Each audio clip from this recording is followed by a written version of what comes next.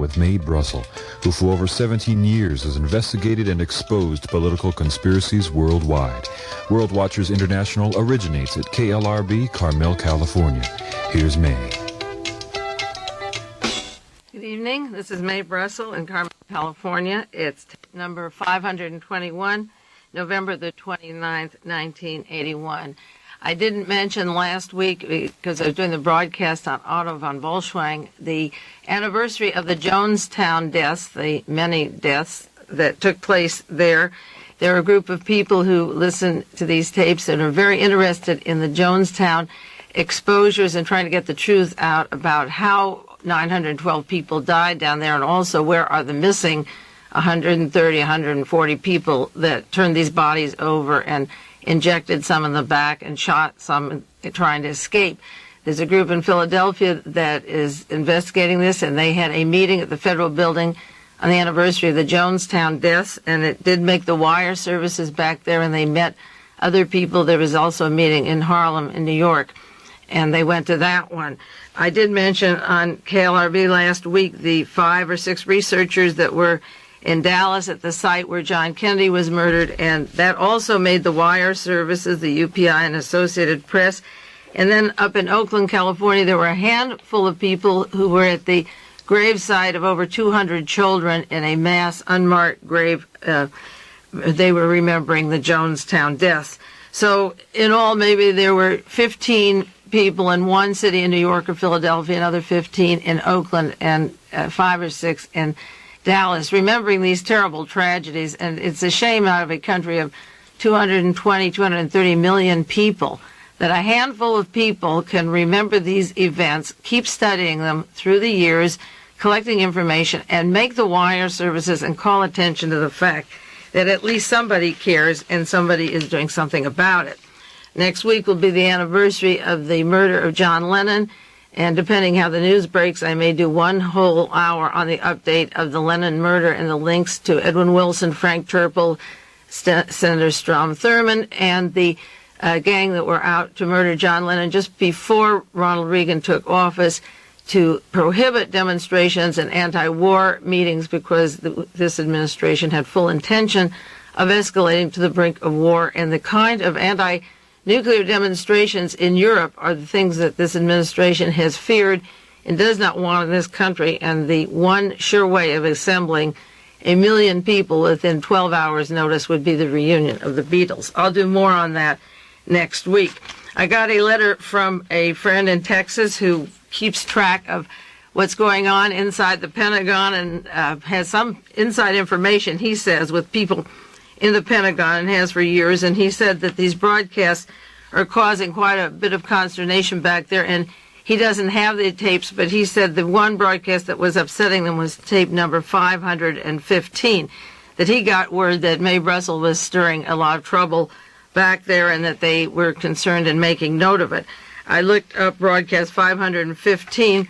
One half of that broadcast was on the Egyptian scandal that Jack Anderson had in 900 papers around the country, the suspicious contract and the handling of weapons that were supposed to go for Sadat, that were going to the PLO, 50% of them, and arming the people who were on the right and left of Anwar Sadat when he was murdered, when he received those 28 bullets. And Mr. Ghazala and Mubarak's brother-in-law, those relatives that were in on the planning of shipping the weapons to the enemies of Sadat, were on either side. And I don't think that would cause them that much consternation because, as I say, Jack Anderson has had it in every paper, 900 papers daily. He had this same story. In fact, I got it from him. But the one piece of information on tape 515, which Jack Anderson and no other researcher in the country has had, is the Greek connection, and I think that's probably what is getting into their craw, because it's terribly important.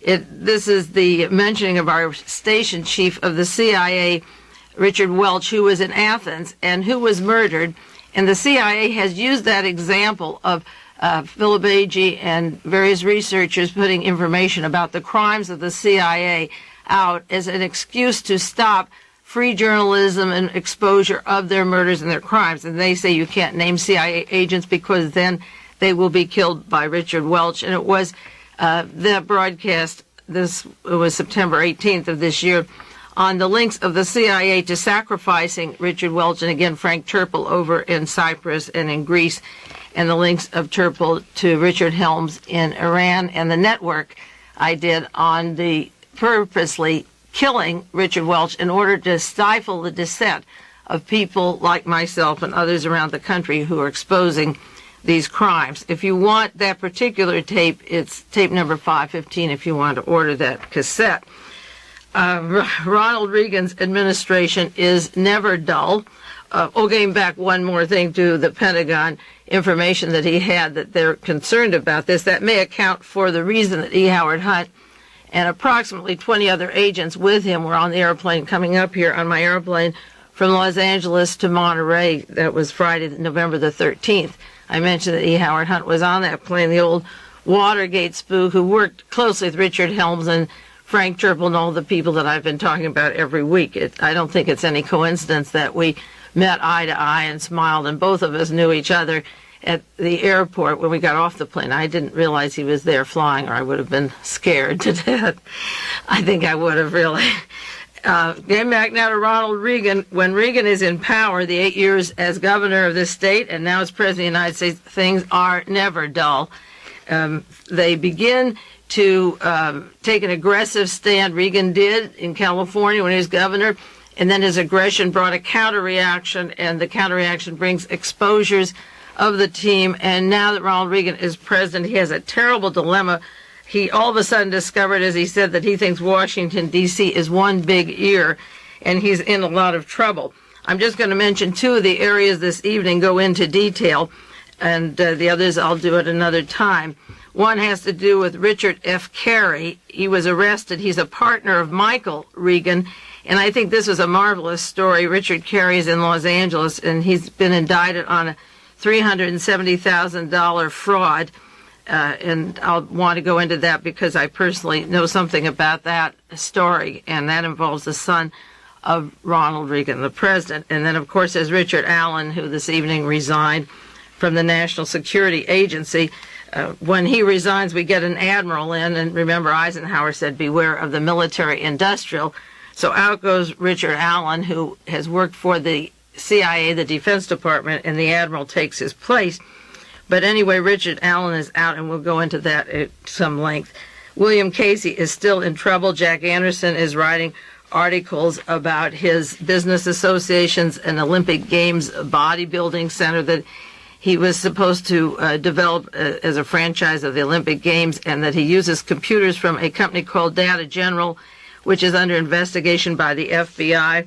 And, of course, Casey's holdings as a lawyer representing South Korea and Indonesia and the Superior Oil Company in the Persian Gulf are bringing a lot of flack because he makes decisions as the CIA director in the Persian Gulf, and he owns money and stocks, and he refuses to put them in blind trust. I don't know how that works anyway. Henry Kissinger was working for Chase Manhattan when he was National Security Advisor, but he absolutely outright will not put his holdings in blind trust while he makes decisions for the CIA to move in countries where he has investments, and the investments can either go up or down.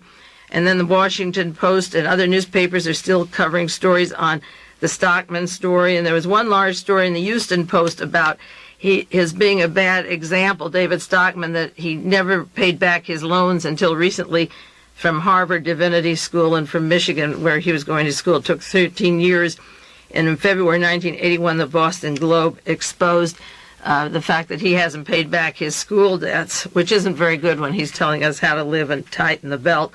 And the Atlantic Monthly, December 81, is on the stand, and I bought that with the story of the lousy budget. Now, Loyal Davis is under some investigation. That's Nancy Reagan's stepfather. He was involved with the Department of Health and Human Services, and there was a long story in the Washington Post and other papers this past week. White House pressure on the FDA is investigated. Preliminary inquiries into allegations that the White House may have exerted pressure to get federal approval for a new surgical suture.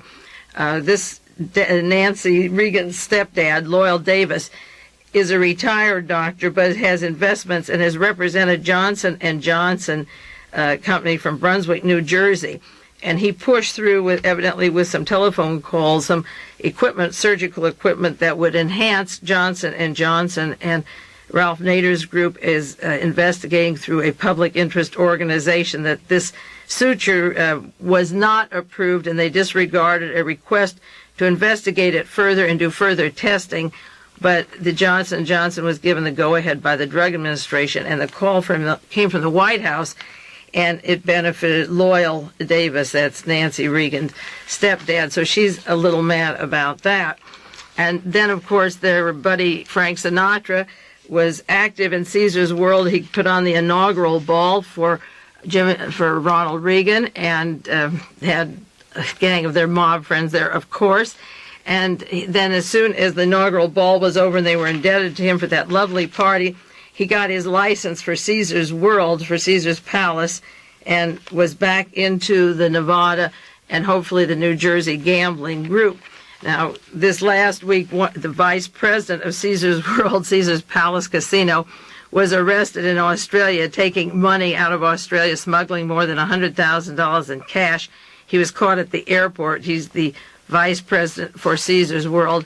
And also they're demanding that the Caesar's World founder be removed because of his links to organized crime. Another article in the paper this past week from the New York Times.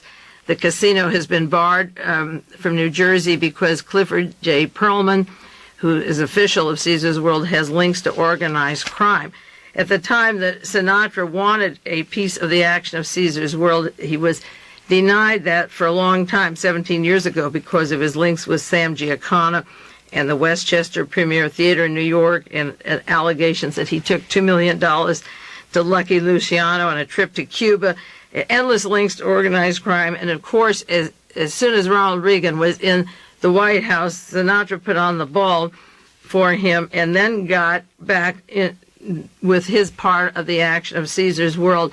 And now the vice president was just arrested down in Australia with, that's a little bit of money for these people, $100,000, but it's still pretty funny. And of course, Mr. Casey, the CIA director, I mentioned on a tape this last August, among his clients, besides South Korea and the Saudi Arabian lines and so forth, is Caesar's World, the gambling palace, and that's linked to organized crime. And Mr. Casey, of course, has a long history with Robert Vesco and the crime syndicate.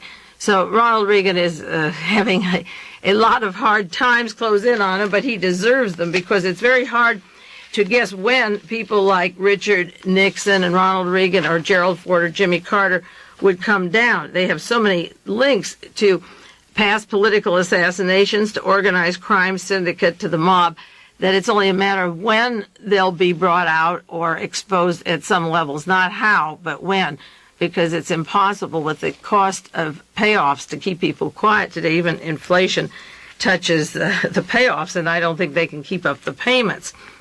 An article this morning in the San Jose Mercury and also in the New York Times, front page story, Outsiders Dig Deep for Ronald Reagan.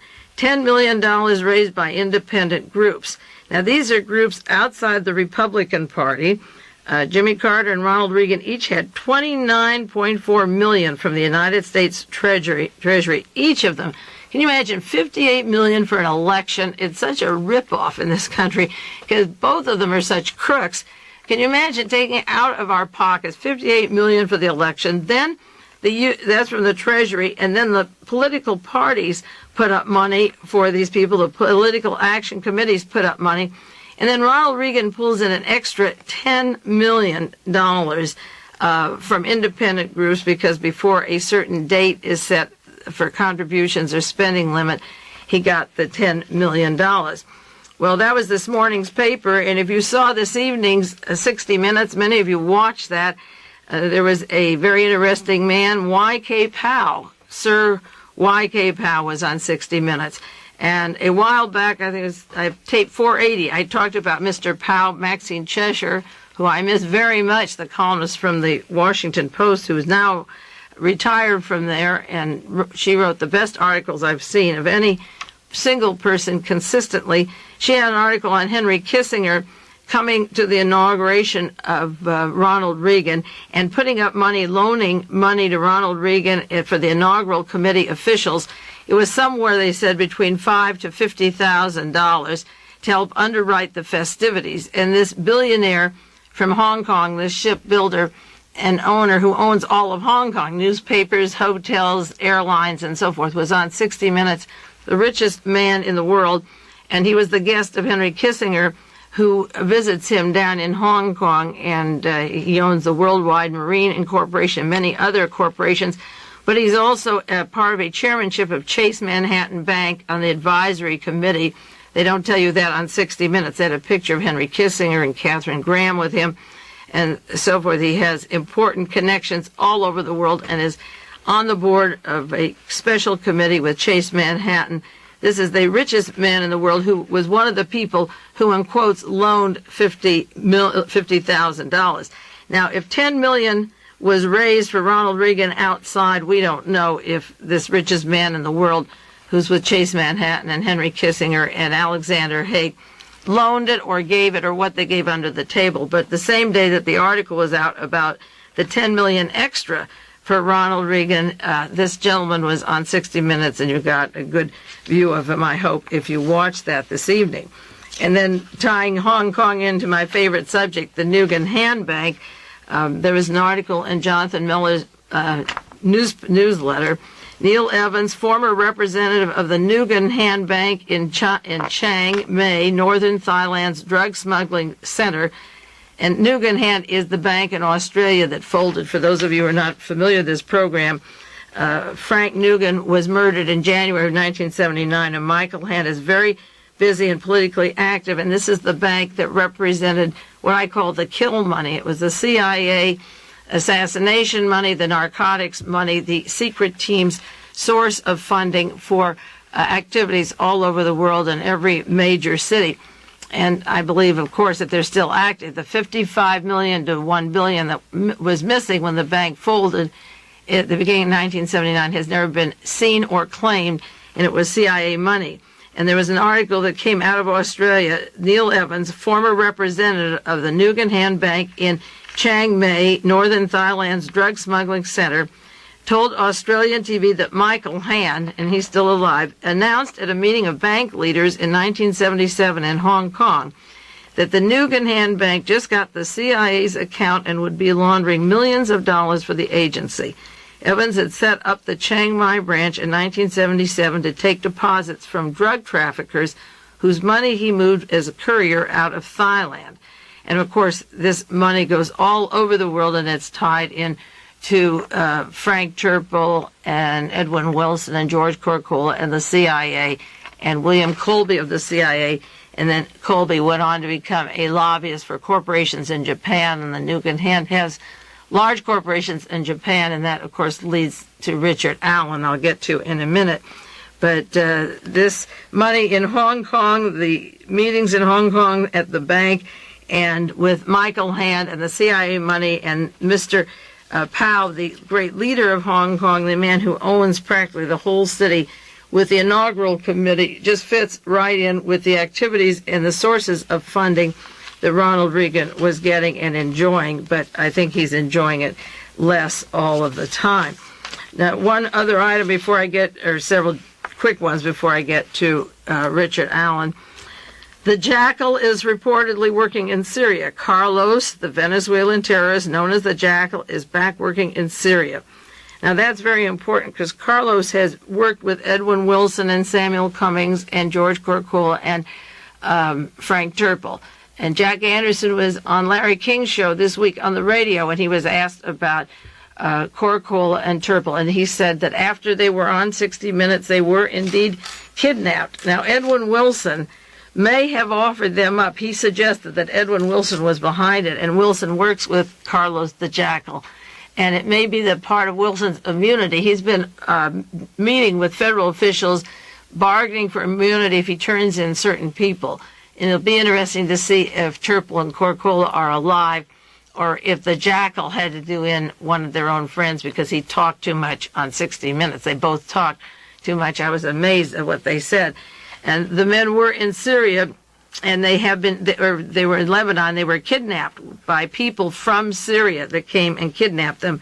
And Carlos is now running a network of agents in Syria. This comes from the United Press, November the 16th, 1981, that he travels back and forth and is working in sabotage activities, and I think that's very important. The article says that he was recruited after falling out with Libya's Colonel Gaddafi. Well, if he fell out with Gaddafi, he may be willing to bring in Turpel and Corcola and have the Syrians kidnap them for their possible links or their willingness to talk about people that would involve Edwin Wilson and Theodore Shackley and Samuel Cummings in London with bases in Ireland and Monte Carlo. The people at the higher up level will protect themselves, and of course we haven't heard a word. And the minute they were kidnapped, Jeff Girth stopped articles in the New York Times, the Washington Post. There hasn't been a story about their corrupt links, and that has nothing to do with whether they're alive or dead. At the time that Howard Hughes died, there was a suggestion, Hank Greenspan said out of Vegas, study the organization alive or dead, and the story of Turpel and Wilson and Corcola should continue, whether they're alive or not. But certainly the people writing articles about them and making money off of them should be investigating more about what happened to them and keep that in the news. We don't want that story to fade because it's so important to all the other stories. Now, last week I talked about Otto Albrecht Alfred von Bolschwing, and I'll be referring to him, I guess, almost every week in the weeks to come.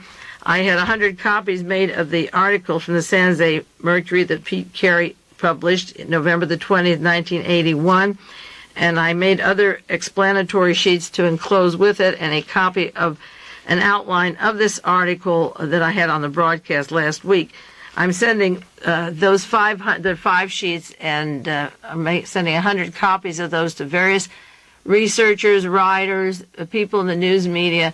I gave one set to a friend from Los Angeles yesterday who was in Carmel, and he was so outraged that he's going to try to raise a fund for me of, I don't know how much money. He said, how much do you need to get new filing cabinets, to get a newsletter going, to be able to get printed sheets to members of Congress, to organizations, to people around this country. And he's going back to L.A. to see if he can raise some money to disseminate this information, because while I reach a lot of people at KLRB and at other radio stations that play these tapes or through subscription to the tape cassettes, there still has to be a way to disseminate information such as this to a wider audience. And so this one friend's response was that we should be doing more, and I hope that he follows through and a lot more people do that.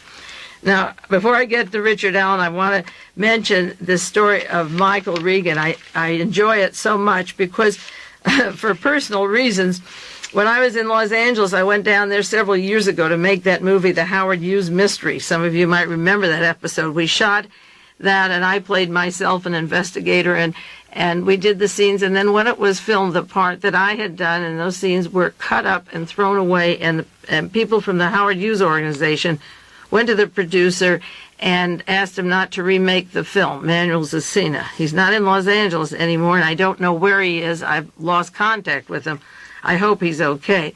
He had me come down a second time to refilm that story, and at that time I met Terry Moore, and we were at her home and went out to dinner, and we became instant friends. And then when she was writing a book on her life and her marriage to Howard Hughes, she asked me to come down to Los Angeles and work with her on that book, and that's the time that I met Johnny Meyer by telephone. I've never seen him personally, and got to know him through correspondence and on the phone, and he's the fellow who is under indictment now for a trumped-up murder charge in Los Angeles, and they offered to drop the charges if he would turn over his Howard Hughes papers, and they were grilling him about Mae Brussell. I mentioned that several weeks ago on the air. Well, I got to know Johnny Meyer through Terry Moore. When we finished the book, I helped her with a book and was helping to ghostwrite the book, and it was a good book. I thought it was good. I left and came back to Carmel, and the next thing I knew, there was a secretary who came to retype the book, and she had worked for Ronald Reagan. She used to type up his speeches and work for Reagan in Hollywood, and she took what we had done and completely cut it up. She said, this is terrible, this is terrible.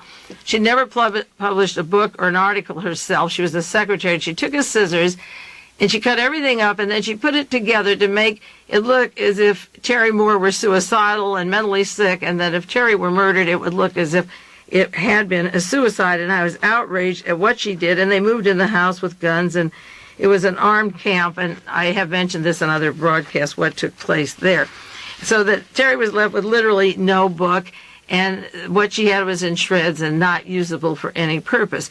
And then right after this woman left, a man came and swept Terry off her feet, and he wined her and dined her and probably invested about $2,000 in the restaurants and some nice eating places.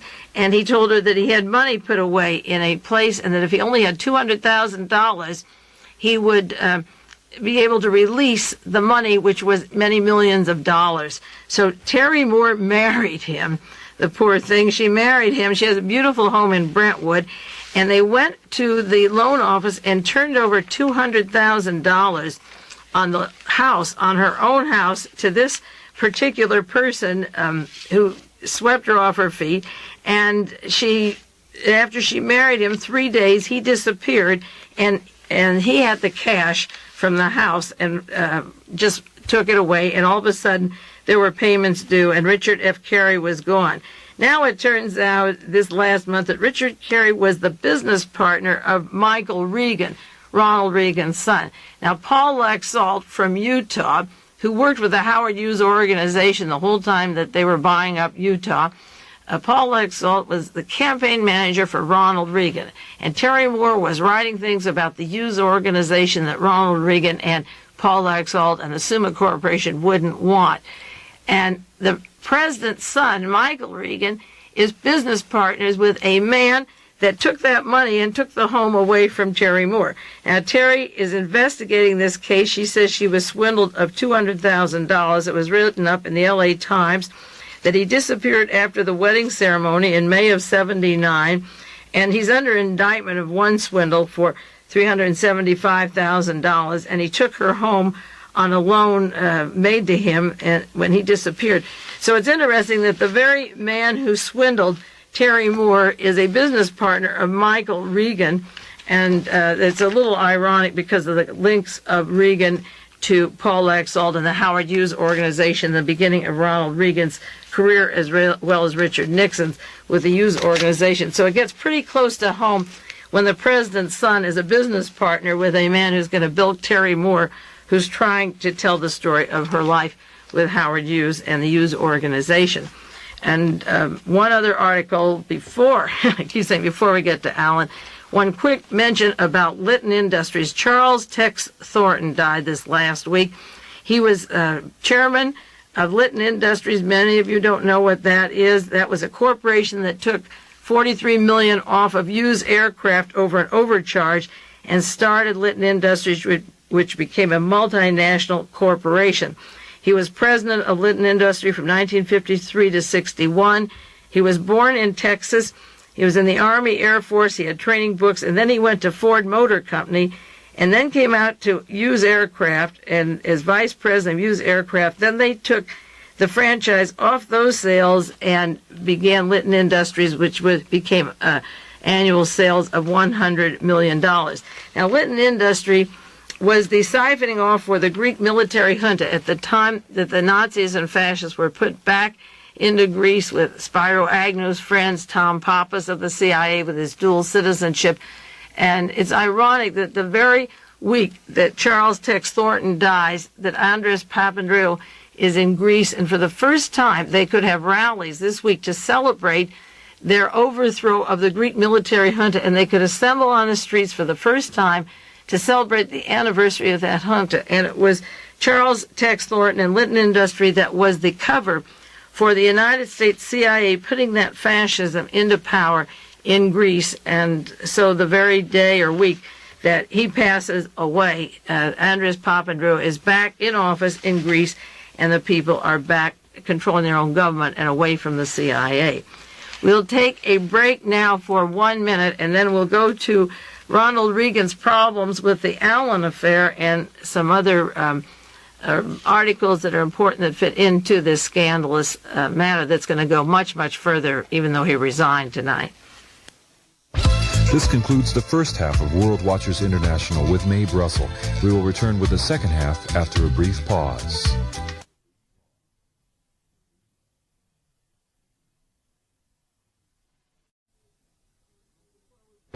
Now, before we talk about the Reagan-Allen affair, don't feel very badly that you lost Richard Allen. The New York Times had a story this last March. Reagan aid assails pacifism in Europe. Richard Allen, President Reagan's assistant for national security, said today he's distressed to see outright pacifist sentiments being expressed in Western Europe. He said at a time where we should be strong, Europeans are even saying that they're better red than dead. Mr. Allen was outraged. According to the New York Times, the mood of Europe, he told a conservative political action conference, is that this is terrible. It's an outright pacifist sentiment, he said, that is surfacing abroad right now. We have to do something about that. Why, this is the first time since World War II that there's been a pacifist sentiment, and Richard Allen was outraged. Of course, he was talking at a group. The conference was sponsored by Young Americans for Freedom and the American Conservative Union. Young Americans for Freedom was started in 1960 as soon as John Kennedy won the election from Richard Nixon. It was formed by William Buckley of the CIA and Douglas Caddy. And then they brought Theodore Shackley again from Berlin in 1962. And the Young Americans for Freedom brought a group of approximately 20 people into Dallas for a role that they played in the assassination of John Kennedy. And then they became powerful, and Richard Vagary now has the computer that ousted people like George McGovern and Senator Church. All the so-called liberal senators and members of the House of Representatives are being swept clean by the computer network of Richard Vagary of Young Americans for Freedom. And Richard Allen was saying at their conference that they sponsored that he was very distressed to see outright pacifist sentiment. So that's Mr. Richard Allen. The funniest picture in the newspaper this week regarding the Allen affair was actually on the same page on the San Francisco Examiner, November the 20th. On the left side was Nancy Reagan, who, remember in August, decorated her Christmas tree and got all gaga because she would have a magazine article ready in the Ladies' Home Journal on how Ronald celebrates Christmas. And there's a picture of her with her Christmas tree that was done in August. It says, the mystery gift. All she wants from the president is his love for 30 more years, yet here they are in Ladies' Home Journal this month, you better buy it, smiling over what she calls a mystery gift. What is it? We'll just have to wait and see. That's the front page of the San Francisco Examiner this last Friday. And then the column directly to the right is the Justice Department is not through with Allen yet, and it seems that not only the receipt of $1,000, but maybe it's $100,000.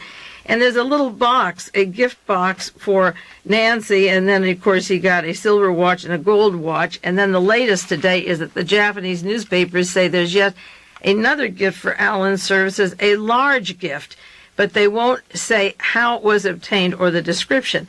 Now, maybe in Nancy's little box that she's holding is what the Richard Allen had, but it's funny that she is all excited and gaga over this little gift that she won't say what it is, and I wonder what it is.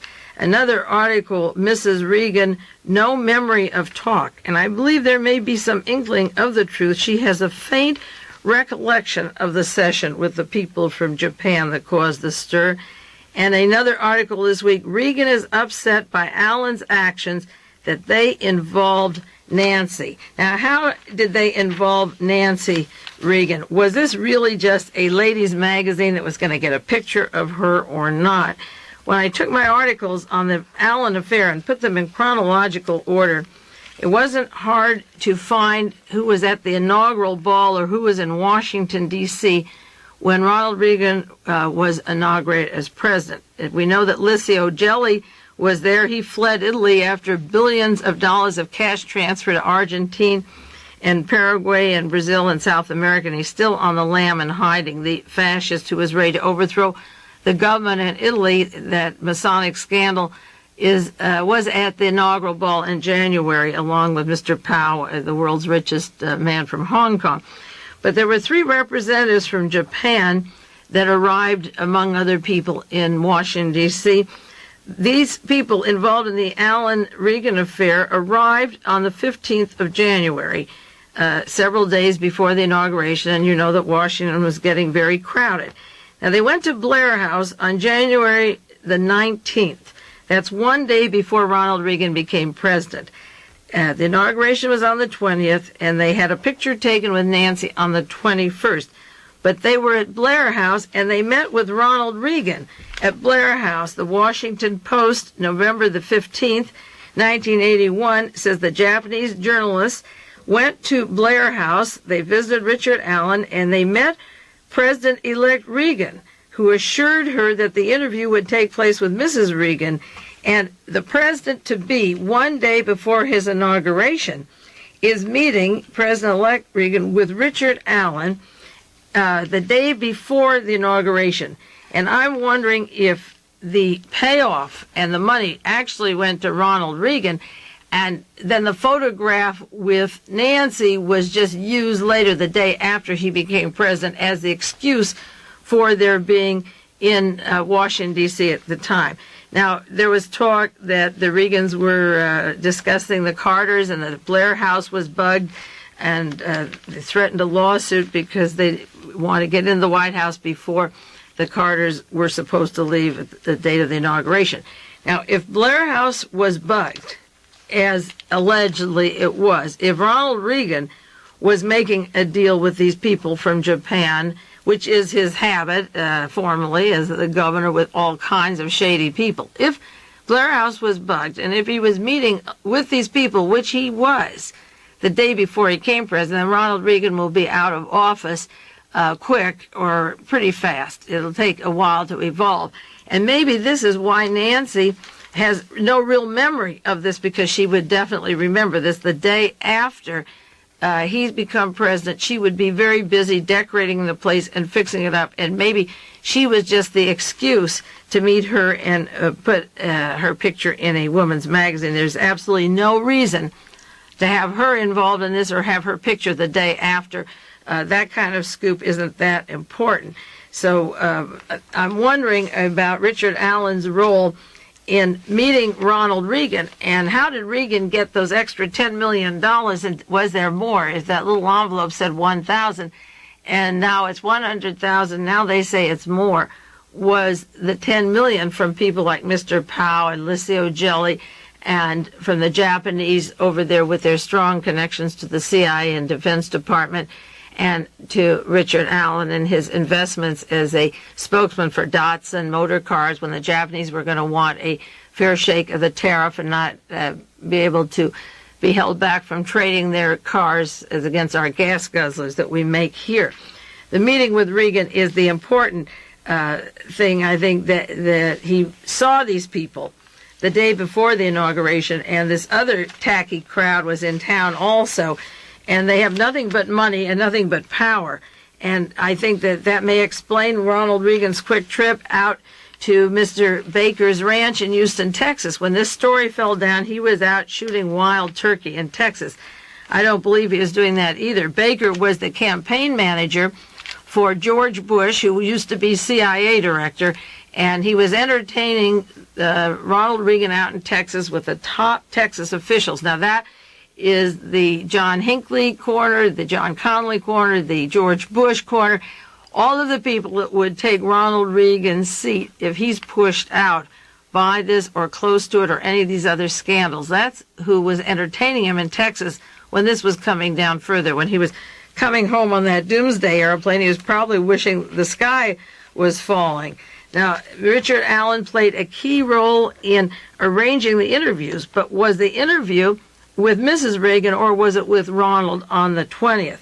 Mr. Allen says he didn't arrange it, that it was requested from him. The people who set it up, his pals, were academic colleagues. They were business consultants. They worked in organizations together.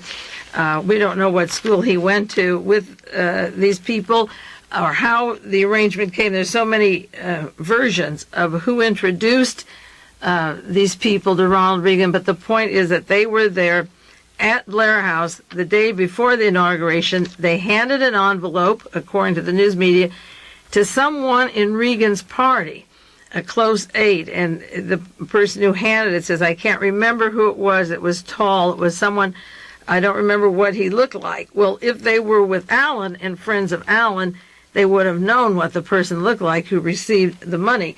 At one point, Richard Allen says he didn't even have the key to the safe and he didn't have the key to the room.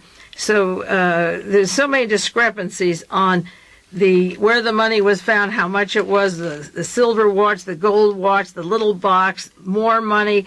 Those details will come in later. As I say, the most important thing is that they met first with Ronald Reagan. And I do believe now that Nancy Reagan was just an afterthought. Don't feel sorry, as I said, for Richard Allen. He has, as a registered agent, has represented Taiwan and Guatemala, so I'm sure they'll give him one of those two countries. If he resigns, he'll go back to representing those countries. He can have his choice of either Taiwan or Guatemala, like Mr. Casey represents Indochina or South Korea. When they cut up the world, they'll give them some countries, and that will be fine. Now, as far as the Japanese connections to Datsun and whatever's going on over in Tokyo and other cities in Japan and the Potomac International, Mr. Allen's clients, I'm sure that it's all CIA front. William Colby is in hot water because of his links to Frank Nugent, who was murdered.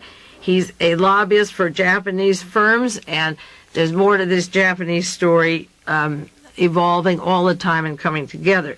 At the time of the Wells Fargo episode, when Harold Smith was arrested, and he's under trial right now, he said that it involved the Japanese mafia, the Wells Fargo missing the $200 to $300 million, and it also involves Australia, which I believe is linked to the CIA bank there, the Nugent Hand Bank.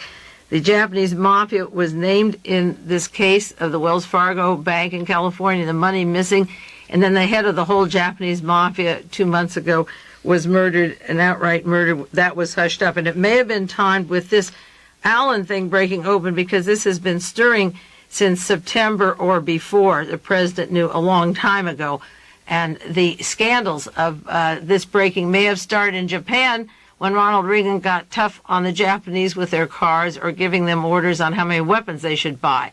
The Japanese officials may have felt betrayed and began to break this story open. The Nugent Hand Bank has a lot of offices in Tokyo. And then there was another strong link to Japan that has been hushed up out of the news. That's Max Ugel, the man that was named as the CIA director in charge of clandestine operations, covert actions. He has direct links to William Loeb, the newspaper man who died right after his name was in the news. The McNell brothers are missing. Dennis McNell was exhumed. He was threatened by Max Ugel. Now, Max Ugel lived in Japan for 20 years, and his business obviously had to be a cover for CIA all along, because you don't go from a private business in Japan to be director of clandestine operations in the CIA. Max Ugel had threatened Dennis McNell, and shortly after that, Dennis McNell was murdered. Max Ugel has not surfaced since he was turned down for his role in the CIA. The McNell brothers disappeared with $3.5 million from, it's in Swiss banks. We haven't heard from them. They said they'd surface soon. So you had the head of the Japanese mafia dying. William Loeb died very quickly just at that time. Dennis McNell died, and Frank Nugent.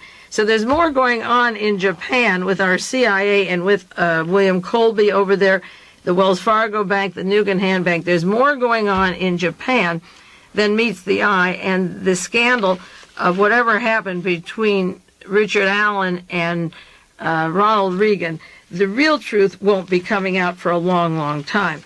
As I say, on September 18th, 1981, William Loeb died suddenly, and he was the man who had so much clout for the CIA that he had pushed the appointment of Ugel. He also had been given $2 million to stay in the newspaper business by Jimmy Hoffa, and Hoffa was linked to the past assassination teams and covert actions. Dennis McNell, the brother of the other two who worked with Ugel, and the CIA died June the 1st, 1981, after threats by Ugel. William Loeb died September 18th, and Ronald Reagan already knew that this scandal was going to break by September of this year, even though this is the end of November. He knew it, and William Loeb died quickly. And also Jimmy Hoffa's barber, William Genko, was about to testify before a grand jury in Florida when he died down in Fort Lauderdale, Florida, and he was an important person with information about Jimmy Hoffa and probably Ugell McNeil brothers and William Loeb. So that there is a complicated web of people working in the CIA in Japan whose tentacles are being exposed. The Nugan Bank, the Wells Fargo story, this Mr. Powell and the Nugan links to Hong Kong, the dope dealing, the head of the Japanese mafia dying in Japan. There is a web of Japanese scandals linked to our intelligence community and people in high office in Washington. And what reason they're falling, how they're going to fall, or why isn't as important as the fact that they link together and they'll pull each other down. And in the process, like Watergate, we'll get a little bit of picture of how they operate and control a lot of the news media, the corporations, the contracts, the way our businesses are run by paying off politicians and expecting something in reward. And, of course, we're left in the middle paying the extra prices. At the time of Watergate, there was a corporation set up at Mullen Associates, which was a CIA operation, run on the board of directors as E. Howard Hunt and Robert Bennett and James Everett, and a whole list of people, Robert Mullen, all linked to the CIA. And they had a corporation called Interprogress. And I have the papers from Interprogress that were obtained for me by somebody in Washington, and it's a CIA front. And it has offices in Paris and in Tokyo, and they contribute, this brochure on Interprogress says they contribute to professional journalists, just as these journalists came over allegedly to see Nancy Reagan. They advertise that we are a form of government relations, that we have personnel from Washington, New York. When the need arises, we have associated companies constantly operating in various areas. Our overseas staff members are grounded in economics, political analysis. We contribute to professional journals. We assist United States corporations, overseas offices, and plants. They said in New York, the hub of the Broadcasting Center, we have offices and people in public relations. We assist with newspapers and magazines and writing as part of our operation. Now, some of the corporations that Interprogress uses that are run by this, that have CIA people in them, just as I mentioned last week, Otto von Bolschwing used ITT or Warner Lambert Drug or the TCI, the satellite communication system here in California. The Interprogress lists as their clients the American Automobile Association, the American Bar Association. That's Leon Jaworski, who covered up the John Kennedy assassination and the Korea Gate and the Watergate. The Brazilian government, Columbia Presbyterian Medical School, the Cuban Freedom Committee. That was the Riley Coffee Company where Lee Harvey Oswald worked. The Ford Foundation, General Foods, Great Plains Wheat Marketing Association, the Salt Lake Mormon Tabernacle Choir. The CIA uses that choir overseas. The United States Department of Agriculture, the United States Department of Commerce, the Yamachi Securities Company, the Tokyo Shibura Toshiba Electric Manufacturing Company, so that they had Interprogress since 1972. Two large offices in Japan where our agents such as E. Howard Hunt and the Mullen Associates had many agents, of course, in Japan. And then William Colby, the director of the CIA, was representing clients in Japan, and then, of course, Richard Allen in Japan. So money is sent from corporations to foreign countries. Then foreign countries deliver it to candidates in this country to deliver what they were put in office to deliver, such as get off our neck if we want to ship you Japanese cars or whatever favors they want. That's how Ronald Reagan becomes president, or Richard Nixon, or Jimmy Carter. They take the money under the table from crime syndicate, from the intelligence community, from money from this country that goes overseas and comes back. So that the Richard Allen case is just one minute example of a lot more that should be exposed, but isn't exposed. It's a shame that it isn't. Finally, I do want to mention a story in the newspaper that you might be missing, but I think is a little hint of something that I've talked about, not separate from what we talk about each week. And specifically, I mentioned once a man who called me, who lived in Carmel Valley, who did 9 assassinations for the CIA. and he was assigned to kill Pat Schroeder from Colorado. Some of you might remember that. He refused to do it. And some agents came out in Carmel Valley and tried to kill him, and he was very angry. And he called me twice, once in the middle of the night for about 10 minutes, and then another time, and I tape recorded that phone conversation with him. And he was so angry, and he told me the chain of command of how the assassinations come down. And some of you might remember this, some of you have never heard it. He told me that in the university, his particular orders came from University at Brigham Young in Utah, a professor, and then he would give the number of a call house in Chicago, and there were various women who were allegedly prostitutes, and you'd call in and you'd ask, say, for Sarah, and the woman would say, well, she's not there now, she's in Sacramento, and she won't be back till next week. Well, the city they mentioned is where that agent goes, and he goes to the main post office of whatever city is mentioned and picks up in general delivery a letter, and in that envelope is a key to a box, either Greyhound or airport, and in the box is a dossier of the person that they're assigned to kill, of their habits, their eating habits, the children that are home, where they go, when they go to work, how they are transported, and then they have 10 days to either kill this person or have a good reason not to do it, or they're in trouble. Now, he broke this down in detail. I'm just giving you a 1 or 2 minute sketch of it. And this last week, there was an article in the newspaper out of the Chicago Tribune and the wire services, university funds misused. Siphoned money was spent mostly on prostitutes, the audit indicates. Now, the San Francisco Chronicle had a story that a former University of Illinois official embezzled more than $600,000 that was diverted to prostitutes. And I thought this was kind of interesting. $650,000 is a lot. And he took money from the University of Illinois and put it into houses of prostitution in Chicago, which sounds a little bit far-fetched for somebody in charge of the bookkeeping of the university. Then the San Jose Mercury ran an article, University Funds Misused, the same day as the Chronicle, but it said the money was spent mostly on prostitutes. A former top financial officer of the University of Illinois, known as a nice guy, had taken $600,000 and he put it into a fund called the University of Illinois Foundation, which was a corporate offshoot, UD, University of Illinois Foundation, and it had to do with satellites and computer technology. It was set up originally with $10,000 investment. In 1974, computer technology developed at the University of Illinois, and when the project was abandoned in 1975, the bank account was open and the corporation was not dissolved. Now, that reminded me of the satellite communication systems such as TCI, that was a legitimate government information that Otto von Bolschwing, for the Galen operation for the assassination teams, used. The corporation had been set up and went bankrupt, but it gave them introduction to people all over the world, and money was siphoned off to other places. And one article in the San Jose Mercury said it had to do with market computer technology.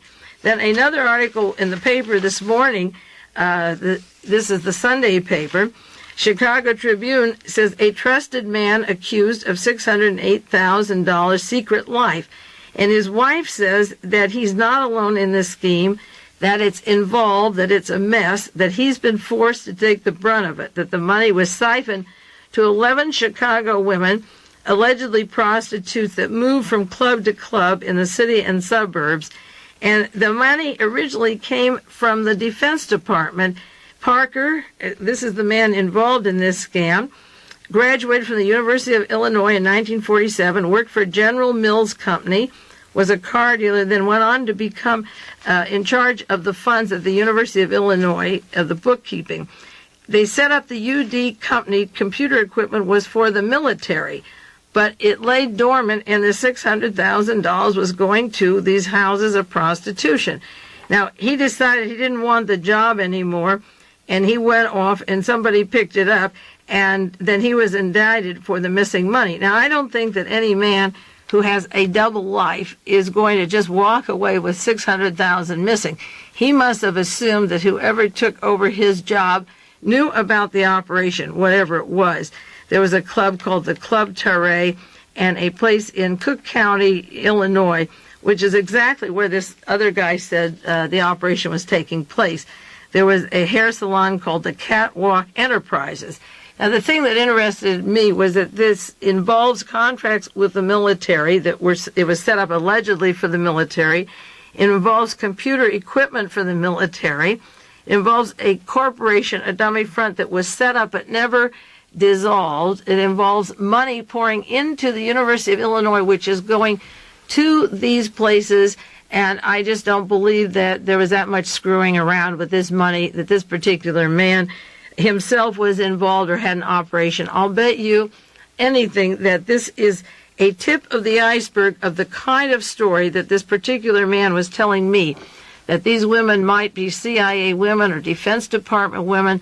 The money comes to them like Robert Mayu ran whorehouses for foreign dignitaries that came to this country, worked for the CIA.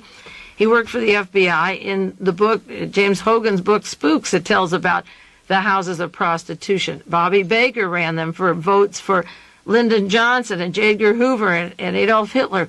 Ran houses of prostitution for political purposes, to get contracts, to get employment, to blackmail people. And also, this man told me that these houses are used for hit teams.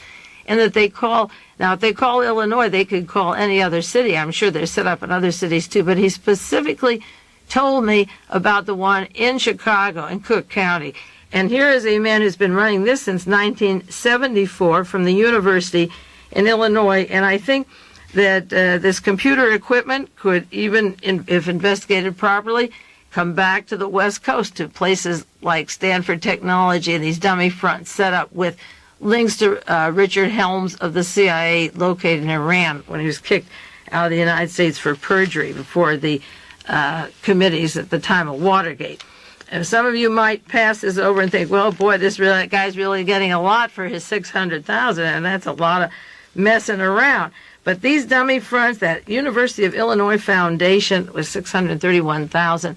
I just don't believe that it was for the females alone. I think it has more to do with the Defense Department, with the kind of scandals that this particular person was telling me, because that's a lot of money. It touches the bases of the military, of the computer technology, of a possible front of women changing their addresses. And if a man wanted a sweetie, he could just, or two, or fix a few people up. He could do it a lot easier. When he left the University of Illinois, his wife said he is being charged, he's the front, that this is only she hinted, the tip of the iceberg, that he's going to take the rap for other people. And in this morning's paper, she resented the fact that she said her husband wasn't alone. She said it's involved, it's a mess. She said he's been forced to take the brunt, unfortunately, and that's what's going to happen. Well, we'll do more next week. I want to do more on Otto von Bolschwing and the Galen connections to the political assassinations, and also the death of John Lennon next week. But the Ronald Reagan story will keep unfolding. The Richard Allen story, Mr. Casey, Michael Reagan with his crook friend in Los Angeles. The story that I got out last week of the woman from the Galen operation, the Gestapo, being Ronald Reagan's secretary, Helene von Damme. That hasn't hit Ronald Reagan yet. I guess if the feathers are flying about the Richard Welch story, they won't appreciate my story about Helene von Damme, because although it was in the San Jose Mercury, it hasn't been reprinted on the wire services, and I've sent copies to Jeff Gerth of the Washington Post and Seymour Hersh of the New York Times, and I'll keep sending to people who have written books on these problems and see why the Gestapo queen is sitting in the room next to Ronald Reagan screening the appointments for who goes into the White House. It seems to me that they would screen a little better if the appointment security people want to get a decent cabinet for Ronald Reagan. He's been advised to take people linked to the mafia to every major appointment practically, as if they want him out of office, and then when they get him out and his gang out, we'll have a full military government. We'll have Admiral Inman in for Casey's job and an admiral in for Richard Allen's right now. That's not good, but it's better to get rid of these known crooks and give the others a chance. Well, this is Mae Brussell. We'll put this material aside for a week and read some more stories and collect information, and then I'll be back with you next week at this same time. This has been World Watchers International with noted conspiracy investigator Mae Brussell. This program originates from Carmel, California.